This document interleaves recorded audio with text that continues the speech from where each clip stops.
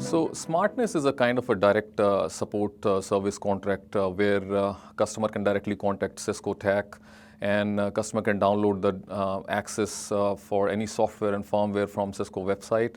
Customer can also actually get Cisco direct replacement through RMA actually. So that's Cisco SmartNet service type. PSS is a partner support service. It's actually a collaborative service offered by Cisco based on the skill set, by utilizing the skill set of partners actually. So preliminary technical analysis and troubleshooting done by the partner. I would say level 1 to level 3 troubleshooting done by partner, and then if required, they may escalate it to Cisco. The only difference between PSS and SmartNet is actually customer would not have direct contact with Cisco.